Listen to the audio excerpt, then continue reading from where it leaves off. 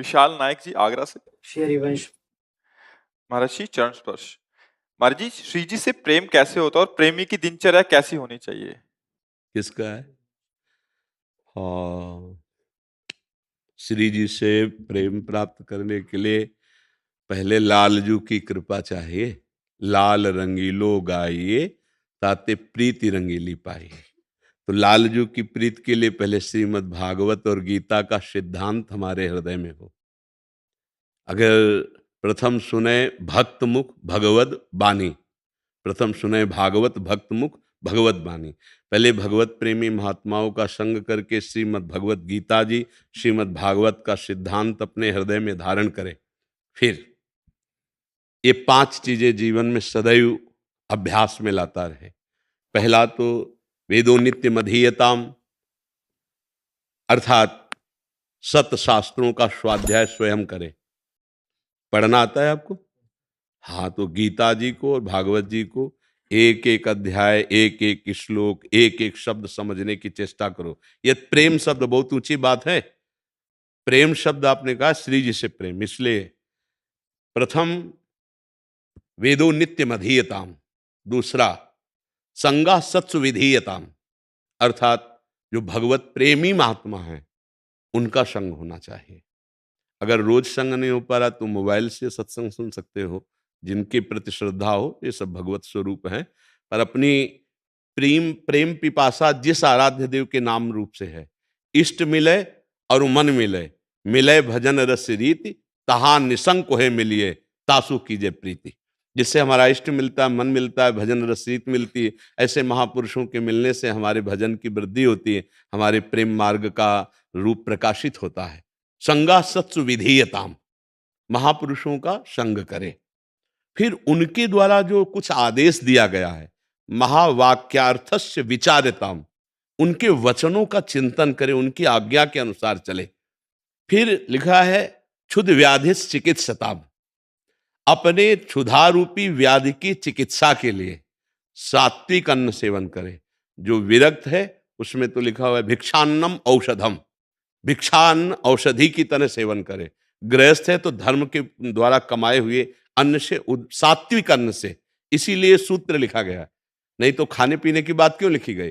क्योंकि भोजन से ही भजन का रंग चढ़ता है। अगर भोजन सात्विक है तो भजन का रंग चढ़ेगा, रजोगुणी तमोगुणी है तो फिर भजन नहीं होने पाएगा। फिर सांसारिक चिंतन, भोग विलासता, ऐसा भोजन का बहुत बड़ा प्रभाव है। जैसा खाएंगे अन्न वैसा बनेगा मन। तो सात्विक अन्न को भगवत समर्पित करके हम उसे पाए। फिर 5वां लिखा एकांते सुखमाश्यताम, एकांत में सुखासन में बैठ करके जो आराध्य देव का नाम मंत्र और रूप गुरुदेव ने बताया है उसके ध्यान का अभ्यास करना। जैसे मान लो प्रियाजू के रूप का ध्यान नहीं हो सकता ऐसे, तो हम राधा नाम लिखते हैं और राधा नाम का ध्यान करते हैं, आंख खुली हुई आंख बंद।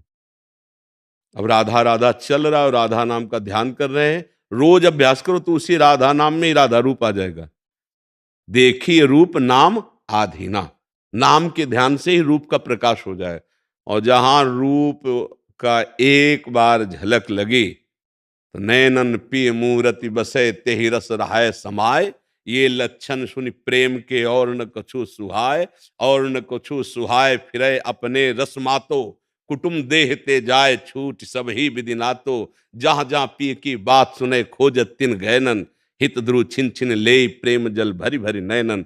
वो अशुभ प्रवाह करता हुआ, हाँ, समस्त आसक्तियों का त्यागी अनुराग को प्राप्त हुआ। रूप छके घूमत रहे तन को तनिक न भान, नारायण दृग जल्ब है यह है प्रेम पहचान। एक अद्भुत स्थिति आ जाती है। पर फिर ध्यान दीजिए, नित्य शास्त्रों का स्वाध्याय, नित्य महापुरुषों का संग और महापुरुषों के द्वारा बताई हुई उपासना, उनके वाक्यों का चिंतन करते हुए उसी आदेशानुसार चलना और पवित्र आहार विहार करना और एकांत में बैठ करके अपने आराध्य देव के नाम और रूप का ध्यान करना। इसी से प्रेम हो जाएगा, इसी से मन हमारा अनुराग।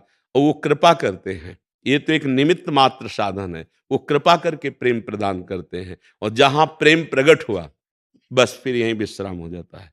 अब आगे वो आराध्य देव अपनी लीला का उसके हृदय में ऐसा प्रादुर्भाव करते हैं कि वो एक यंत्र हो जाता है। यंत्री जैसा चलाते हैं वैसा चलता रहता है। पर यहाँ तक चलने के लिए साधन बहुत आवश्यक है। अब आजकल ब्रह्मचर्य पर ध्यान ही नहीं दिया जा रहा, नए नए बच्चे ब्रह्मचर्यहीन हो रहे हैं, तो और साधना कैसे बनेगी? हर साधना की नींव ब्रह्मचर्य है। जब तक हम ब्रह्मचर्य ठीक नहीं रखेंगे, खान पान ठीक नहीं रखेंगे, तो साधना की बातें सुन लेंगे, कर लेंगे, पर साधना नहीं होगी।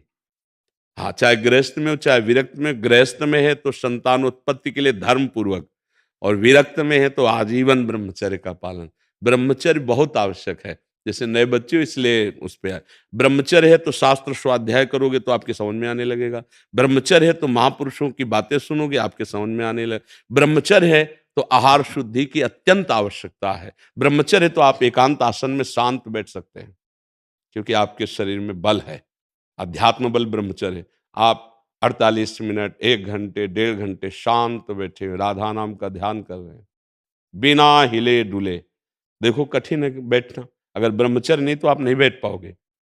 इसलिए ऐसे साधन से चले तो महापुरुषों का आदर सत्कार संग और उनकी चरण रज का सेवन करने वाला निश्चित प्रेम को प्राप्त हो जाता है। हाँ, ये महत्पाद रजोभिषेकम प्रेम प्रदान करता है। वृंदावन की रज लगाओ, रसिकों का संग करो, और जो साधन बताया उस साधन से चलते रहो। उठते बैठते चलते फिरते राधा राधा राधा राधा रटते रहो, और शास्त्रों का स्वाध्याय करके संयम पूर्वक चलो। चलना तो एक निमित्त मात्र है, भगवान बहुत जल्दी कृपा कर देते हैं। वो जब देखते हैं कि साधक मुझे चाहता है प्राप्त करना, तो वो सारा संयोग अंदर से बना देते हैं। वो निमित्त मात्र केवल साधन होता है, बात तो कृपा से होती है। तुम्हारी कृपा तुम्हें रघुनंदन, जहाँ नहीं भगत भगत और चंदन। आपकी कृपा से ही भक्तजनों के हृदय में शीतलता प्रदान करने वाले आपका प्रेम प्रकाशित हो जाता है।